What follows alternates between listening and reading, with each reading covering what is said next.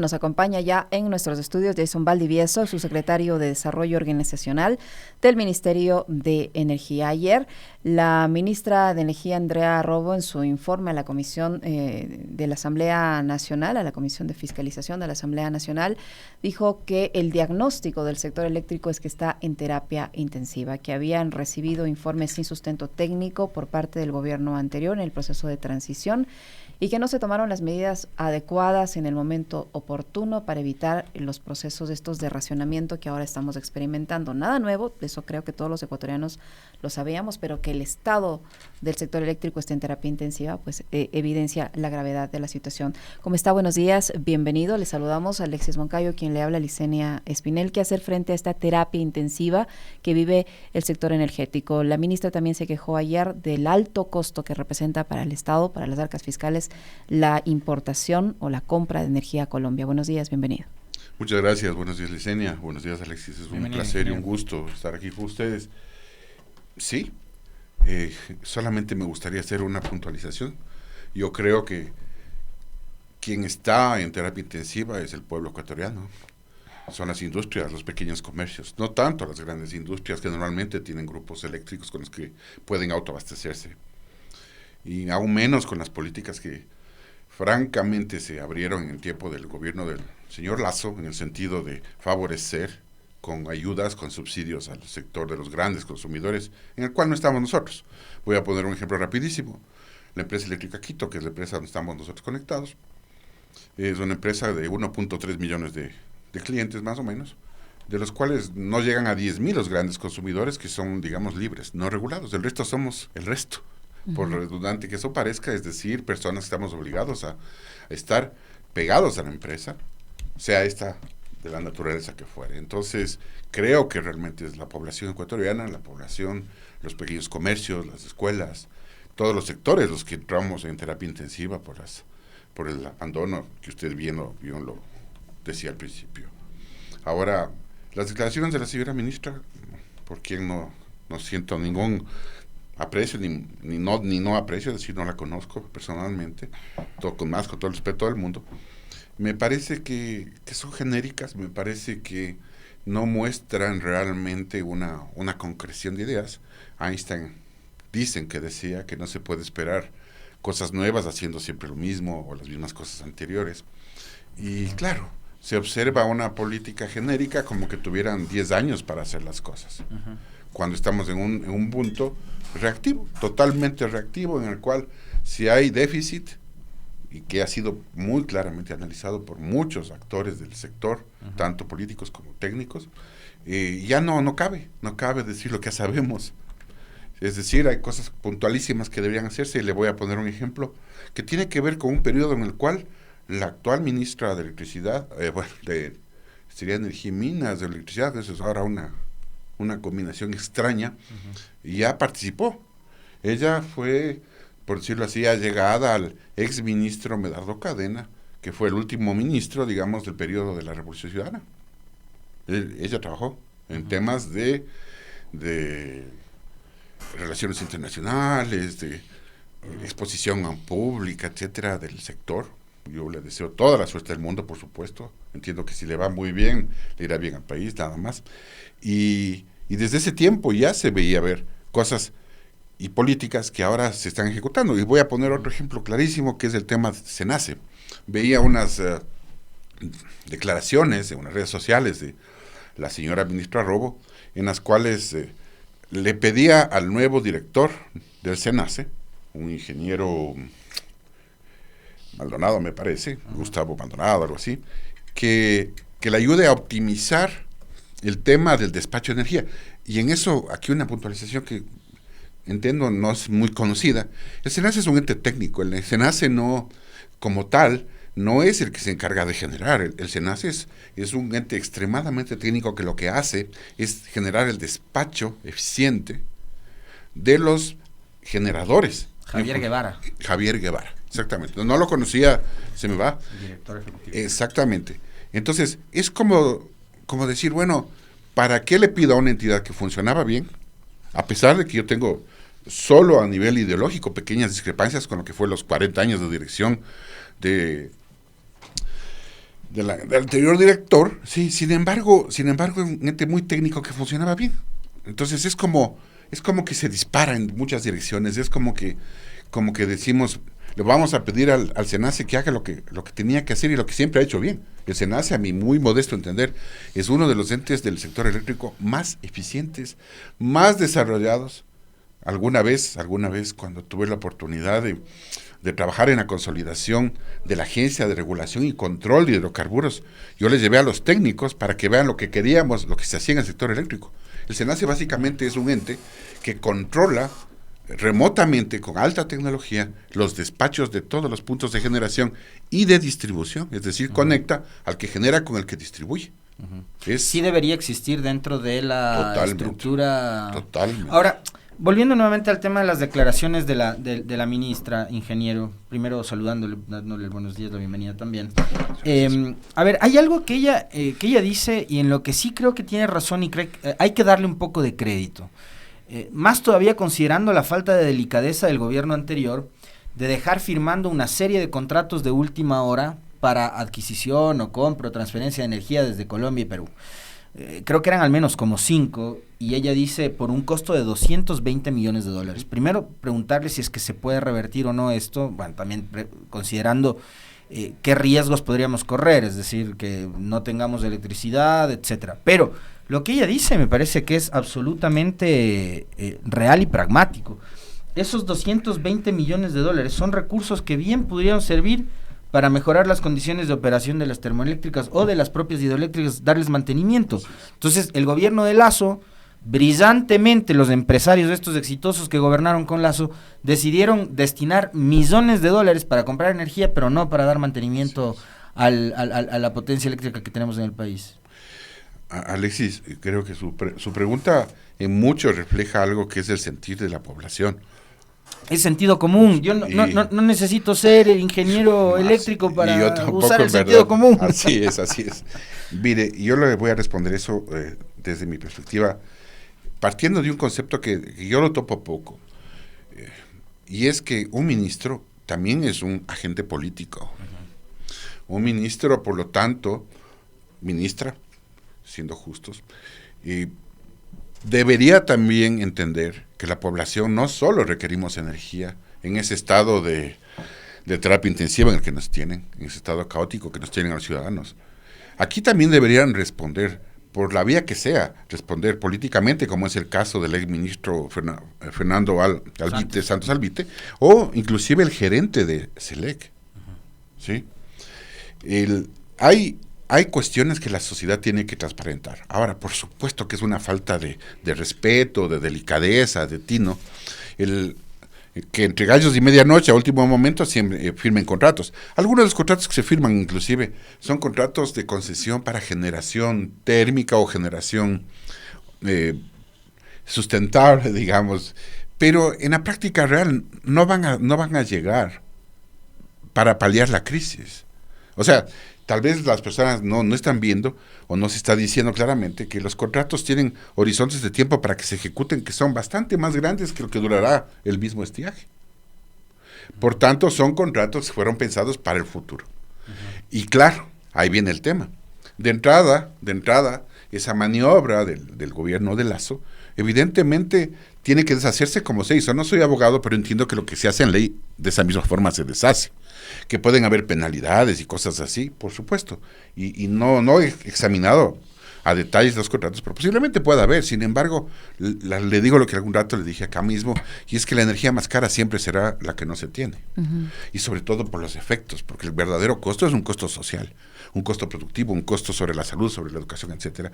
Entonces, creo que la posición de la señora ministra, muy respetable por supuesto, tiene a mi juicio una visión muy genérica.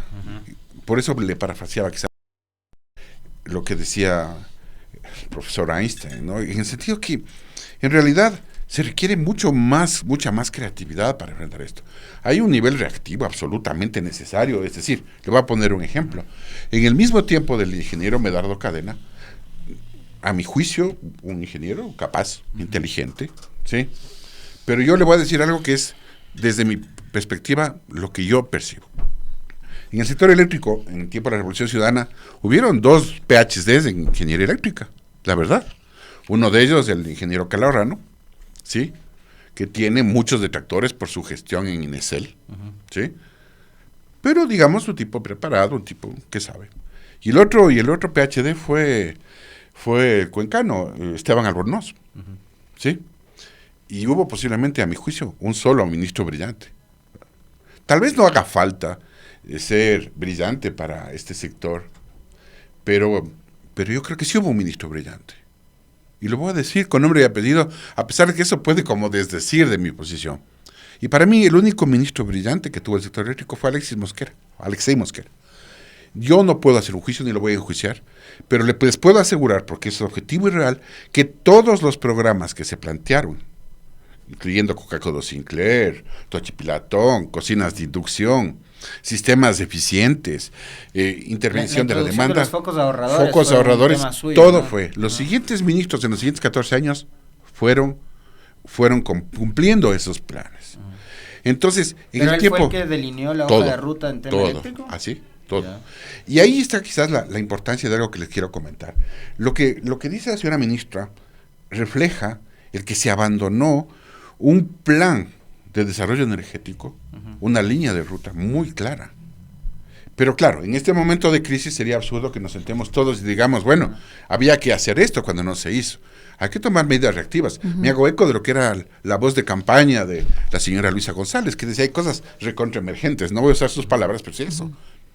Ahora, ingeniero, la ministra ha decidido apostar, al menos eso es lo que anunció ayer, por reducir el consumo energético, por generar esa conciencia en la población para que disminuya el consumo energético. Anunciado que se ha reunido con industriales en Guayaquil también para pedirles que colaboren en la crisis y ha anunciado que se está nuevamente planificando, que es lo que no hubo, dice ella.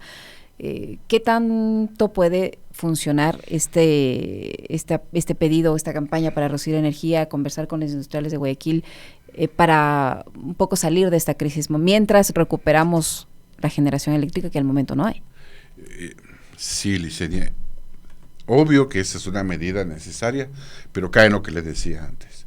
O sea, por supuesto, estamos hablando, y por eso le ponía el ejemplo de la empresa eléctrica Quito, que en 1.300.000 clientes, apenas 10.000 son los grandes industriales, y más o menos se llevan un 45% de todo el paquete de energía que consume la Quito, imagínense ustedes. O sea, el otro 1.290.000 clientes, nos llevamos el 55%. Por lo tanto, la cantidad de energía que consumen los industriales es gigantesca, y por supuesto que con su colaboración, que insisto, siempre se habla de lo mismo, ¿sí? Con su colaboración, por ejemplo, para que trabajen en horarios en los cuales haya menor demanda, la curva de carga del sistema sea menor, por supuesto que puede ayudar. Esas son políticas de eficiencia energética. Y aquí cabe una cosa que algún rato le decía a Alexis, y es que el ministerio, cuando originalmente fue diseñado, tenía una subsecretaría de control sectorial, que lo que pretendía es que todos los actores sean controlados desde un ente rector que era el ministerio. Entonces, bajo esa lógica, yo vi, y me parece inteligente de la señora ministra, hacer una reunión con todo el personal de los retazos que quedan de electricidad y energía renovable en el Ministerio de Energía y Minas, que hoy por hoy es una sola bolsa. Que además son oficinitas, ya sí, no los técnicos clientes. No, así es. Y eso le quería plantear para que concluya la idea, ingeniero, porque capaz es complementaria a la pregunta que le voy a hacer con respecto de la reflexión que usted estaba haciendo. Uno de los tantos desatinos que cometieron los dos últimos gobiernos es haber eliminado instituciones y organismos para aglutinar varias materias en un solo monstruo que se encarga de todo pero que no hace nada. Pasó con el tema de seguridad, cuando eliminaron el Ministerio Coordinador, el Ministerio del Interior, y los fusionaron con el de la política, entonces se fue todo al garete, ¿no? En el caso de la energía, que han mezclado energía, minas e hidrocarburos en un solo ministerio que es un monstruo, en donde debemos tener una ministra o un ministro sabelotodo, que sepa de petróleo, que sepa de explotación, de minería y también de temas eléctricos. Fue un error, tenían que haber sido por especialidad un ministerio de energía, un ministerio de minería, un ministerio de hidrocarburos. Absolutamente, Alexis. Como algún rato le comentaba aquí mismo, porque usted me dio la oportunidad, la tipología que se planteó en el tiempo de la Revolución Ciudadana permitía que los sectores estratégicos tengan una cabeza o rector, un regulador, sí, porque más o menos independiente, y actores. Por ejemplo, en el caso eléctrico, las empresas de generación, de transmisión, de distribución, evidentemente tenían que ser independientes. Y la destrucción comenzó en el gobierno de Moreno, ¿sí? Y ahora eso también le da un matiz a la crisis. Es, como decía, inteligente pedir que a esos retazos que quedan de lo que fue electricidad y energías renovables le apoyen, ¿sí? Pero en realidad no van a tener la capacidad institucional de responder, porque la crisis también se generó por este error histórico terrible o intencionado, ¿no? Porque evidentemente al desmontar, entre comillas, esto que se les dio por llamar a las personas de corte neoliberal, este estado obeso, cuando yo recuerdo las declaraciones del señor Moreno, que decía que tenemos más ministerios que pobres, ¿sí? Y que no le habían dejado la mesa servida, él no entendía nada en realidad. Él no entendía la importancia de tener carteras específicas y carteras especializadas para atender lo que debe atender. Petróleo ha sido importantísimo. ¿Cómo puede estar mezclado con electricidad? Y la naciente minería, ¿cómo puede estar mezclado? Solo por ponerle un ejemplo, la minería como tal es uno de los grandes consumidores de energía. Deben desarrollarse en sus especificidades a cuerda separada y por supuesto unirse, como algún rato hablábamos, en la matriz energética, en la matriz de consumo, que es una matriz de entrada a producto o de insumo a producto. Pero lo que no se entendió es la importancia de mantener esos sectores libres, independientes, específicos, especializados. Ahora, yo pienso que es importante, y creo que, aunque detesto topar el tema político, pero es importantísimo lo que está pasando. Yo le decía hace un momento, la ministra también es un agente político. Ella debería exigir que a los responsables, comenzando por Moreno, por Lazo y todas las autoridades que han fungido como máximos representantes del sector eléctrico en sus periodos, que le den respuestas al país. Y no es un tema de odio, no es un tema de revancha, es un tema de verdad.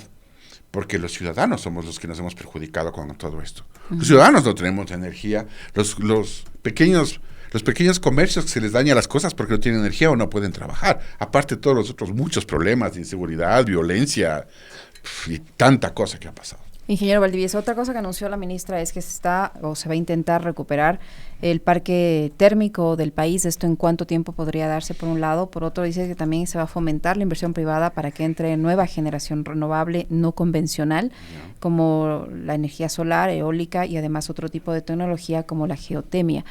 ¿Esto es a corto plazo? ¿Se puede realizar a corto plazo? ¿Tiene un plazo mucho más grande? ¿No alcanzaría para ponerlo en práctica ahora y evitar depender de esta importación cara de energía a Colombia, por ejemplo? La verdad es que yo veo más buenas intenciones y nuevamente repetir de manera reactiva lo que le decía. En casi todos los casos, tal vez un poquito menos en el tema del mantenimiento, no vamos a alcanzar. Pasará el periodo de estiaje antes de que podamos tener. Pongamos el caso de Villonaco. Villonaco es un parque eólico, ¿no es cierto? Pero Villonaco, entre los estudios que se hicieron en tiempo de la Revolución Ciudadana y se construyó, pasó casi 7 años. Los tiempos para estos proyectos siempre son mucho más grandes que los tiempos políticos con los cuales se está declarando, pero no está mal, o sea, insisto, es solo el tema de que se está insistiendo en tomar las mismas medidas que no son las creativas. Yo decía, conocí ministros brillantes, o brillante y varios muy inteligentes, pero los ministros brillantes plantearon cosas brillantes, pues, pero ya están hechas. Y en este momento, a ver, si tenemos un paciente en terapia intensiva, ¿cómo hacemos que salga de la terapia intensiva, pase a cuidados críticos y luego se recupere en apenas 1 año y medio? ¿No? Y es más temprano, porque vamos a tener de regalo de Navidad y fin de año 2 semanas sin apagones, pero luego en enero volvemos a los apagones. ¿Cuánto tiempo más van a durar estos apagones? Lo que pasa es que es eso, nos guste o no, vamos a tener que seguir comprando energía. Dar un mantenimiento emergente, llover, ¿no? Sí, por supuesto. Claro, o sea, como alguien dijo, no, así es la vida. O sea, qué terrible. O sea, estamos en época navideña, sí, viene o sea, el nacimiento de Jesucito, entonces todos los que son católicos van a tener que ponerse a rezar con mucha más vehemencia que antes. Hace pocos minutos, Fernando Santos Dalvite, ministro que además está en este momento sujeto a un proceso de fiscalización y control político, ha dado declaraciones y creo que vale la pena, no que las comentemos los periodistas, sino la persona especializada en el tema energético, que haga una valoración sobre las declaraciones que ha dado Santos Dalvite, que además me parece una barbaridad que una persona como él siga teniendo espacios para que diga lo primero que se le ocurre. Escuchemos qué fue lo que dijo.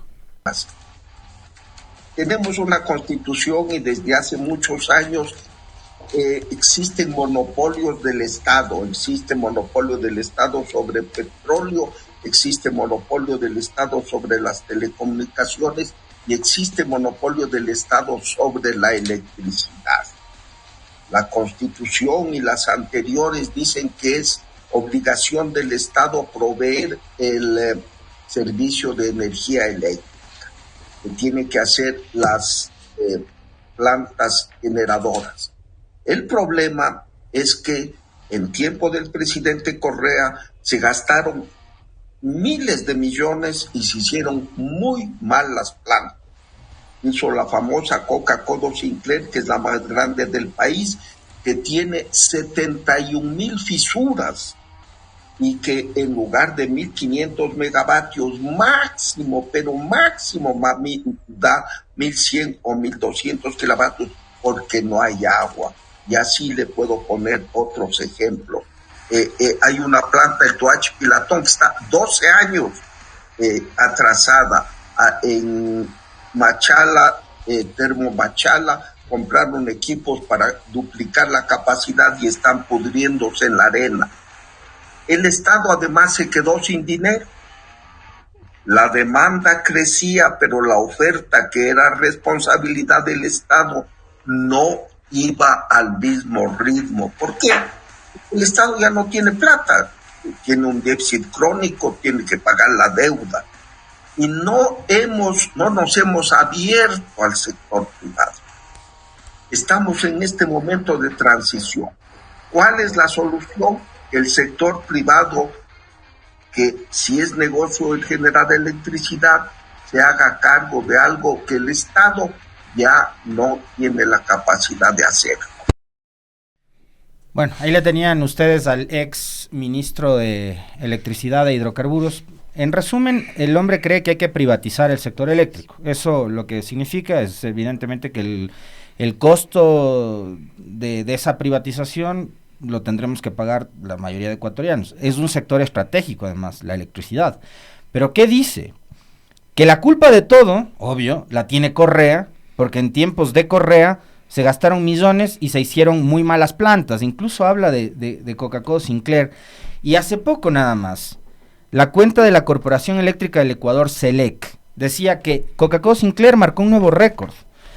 Alcanzó una potencia de 1.440 megavatios gracias a la disponibilidad de sus 8 unidades de generación, consecuencia de una adecuada operación y mantenimiento por parte de CELEGP, y la disponibilidad de agua en el río Coca. Yo no sé si las 8 unidades funcionaron durante todo este tiempo, creo que no sé en cuántas oportunidades y tales, pero ha logrado ya su máxima capacidad. Pero sale el ex ministro a decir que hay que privatizar porque todo lo que se hizo mal, de que el Estado no sabe administrar, pero sale una empresa estatal como CELEC y dice, no, sí sabes administrar el Estado y estamos logrando máxima capacidad con Coca-Cola Sinclair. Sus comentarios, ingeniero. Además a eso solo le añado una cosita más que dijo ayer el propio señor Uquillas, Gonzalo Uquillas, me refiero, gerente de CELEC. Él, en la comisión de fiscalización que compareció ayer, dijo que Coca-Cola Sinclair ha aportado aproximadamente 2 años la demanda total al Ecuador en lo que tiene que ver con energía hidroeléctrica. Y este señor sale a decir que la obra prácticamente no sirve, cuando ha sido la que nos ha salvado de tener apagones mucho más largos. Primero, me alegro mucho que se ha interpelado a Gonzalo Uquillas, porque es uno de los gerentes de CELEC que hace ya un año, un poco más, hacía esas declaraciones tan controversiales que se requerían 80 millones de dólares, punto el parque térmico, y no se hizo nada. O sea, me parece que hay una corresponsabilidad, porque él es un técnico de muchos años, que se mueve políticamente, sí, como decía mi abuelo, es como gato, ¿no? Siempre cae de pie. Pero la verdad de la vida es que él también es otro de los que debería, a mi juicio, ser interpelado y ser llamado la atención, porque es corresponsable de la crisis.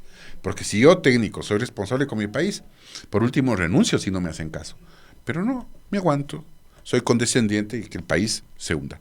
Efectivamente, tras las declaraciones de este señor, se ve una clara intentona privatizadora.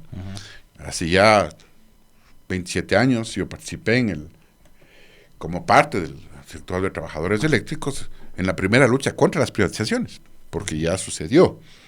Y claro, es el viejo cuento de plantear políticas de destrucción de los activos estatales para que ante la opinión pública parezca que no sirven, para que aparezca la solución que ellos mismos generaron luego del problema, ¿no es cierto? Que es favorecer al privado, sí, privatizar. Habla de la privatización en la generación, pues parece que no ha leído nada de la ley el exministro. La generación ha estado siempre abierta a la intervención y a la participación privada, siempre. Por tanto, es mentira que ahora lo que pasa es que ahora que el Estado, que el pueblo, a través de las mega obras que se hicieron, tiene un parque generador fuerte, al menos en lo hidráulico, ¿sí? Entonces, claro, ya sin riesgo, quieren participar del negocio. Y cuando habla de los monopolios, nuevamente comete una ignorancia brutal. Porque el sector eléctrico, por definición, inclusive económica, es un sector de monopolios por la forma de integración vertical que tiene. Me explico. Tenemos la empresa eléctrica Quito, independiente que sea pública o privada, que es la que pone los postes, los transformadores, las líneas, de la que nos servimos todos. ¿Creen ustedes que sería razonable que aparezca la empresa eléctrica Quito Patito y que ponga al lado otros postes, otros transformadores, otras líneas? No, pues. Los costos le harían imposible, porque no podría competir. Ahí tenemos un ejemplo chiquito de lo que es un monopolio natural. La transmisión, las grandes torres de transmisión a 500 megavatios, sí, son otro ejemplo clarísimo de un monopolio natural. No tiene ningún sentido poner, ¿no es cierto?, otra torre al lado para hacer la competencia. No así como ciertos mercados que sin ser estrictamente competitivos, como los celulares, porque están utilizando bandas, ¿no? O como el tema de las radios. Entonces, que puede darse un cierto proceso de competencia. Y que por último usted sabrá como consumidor si quiere o no quiere ese servicio, pero en cambio la energía es un servicio público. Así es. Y está obligado, usted está pegado al distribuidor. Por eso es que en la definición legal, usted y yo, como alguna vez jocosamente un ministro decía, los yamingos, estamos pegados a la empresa. No los grandes consumidores que por ley son independientes. ¿Qué quiere decir eso? Que si yo soy un gran consumidor, es decir, consumo tal cantidad de energía, yo puedo decir, por ejemplo, yo voy a comprar la energía a Cuenca, a Machala Power, a Coca-Cola Sinclair, y formo contratos, tanto a plazos como contratos instantáneos, y esos contratos entran en un mercado, como un mercado de valores. Esa es una de las funciones importantísimas del SENACE, en el cual entran los agentes y ahí se canalizan la distribución y solamente se paga lo que sería el peaje de la energía, porque ellos pueden, yo como privado, como industrial privado puedo decir, sí, yo le voy a comprar a Coca-Cola Sinclair tales paquetes de energía a tal precio unitario. Pero entonces, es eso, este señor habla por hablar. O sea, los temas de privatización del sector eléctrico se están revirtiendo y se revirtieron en Argentina. Hoy en Chile están la gente desesperada por revertir esos procesos de privatización, porque no funcionaron.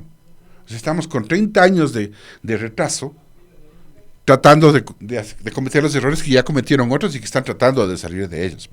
Dice otra cosa más que me parece grosera. Con eso cerremos porque se nos terminó el tiempo, ingeniero. Y es que, y tiene que ver con esta crisis, Todos queremos salir de la crisis y todos estamos poniendo el hombro para que eso suceda. Pero el exministro debería ser penalmente enjuiciado, porque por él hay millones de millones de dólares que se han perdido, pero sobre todo, él también está influenciando a la inseguridad, al desempleo, porque ha dañado el sector productivo. Y yo creo que ese es un poco el tema de los costos sociales que tenemos que aprender a asumir y a los cuales los políticos tienen la obligación de, con una acción de transparencia, con un discurso transparente, al pueblo darnos un alivio, decir, nosotros no estamos permitiendo esa impunidad, porque no es solamente corrupto el que se lleva el dinero del Estado, sino el que daña al Estado, el que le daña al pueblo, el que no permite que el pueblo mejore y crezca, y el sector de la energía es un sector estratégico, un sector que implica soberanía, un sector que implica desarrollo. No creo que debamos caer en esa fantasía de transferirla al sector privado.